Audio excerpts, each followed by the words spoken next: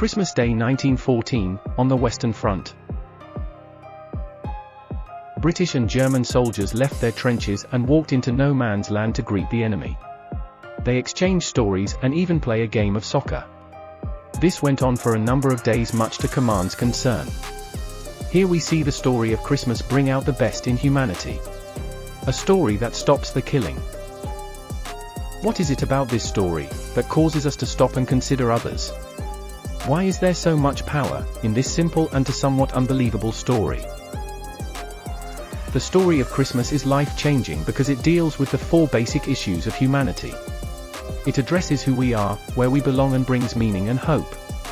The Christmas story tells us that we all are part of God's family, and that God would risk his son as a babe to rescue us from this tragic world. It tells us that as a member of that family we have status, value, and purpose. Our lives count because God has saved us and commissioned us with message of reconciliation.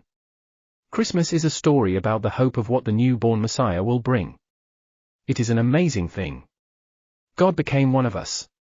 One with us. And one for us.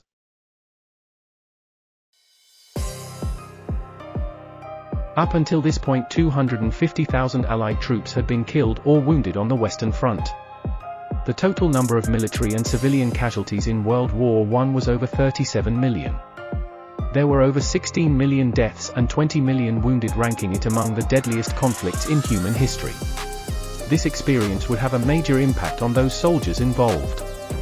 On the battlefield of 1914, the same value of humanity was recognized, at least for a time, by those who had been destroying it.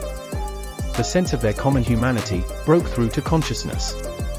The futility of the slaughter had become clear, and most of the combatants only desired peace and quiet and an escape from the hell they were being forced to exist in. However it started, the soldiers disobeyed the orders forbidding fraternization with the enemy, dropped their guns and came out of their trenches to greet one another in the middle of no man's land. The former enemies shared pictures from home, chocolates, schnapps, wine.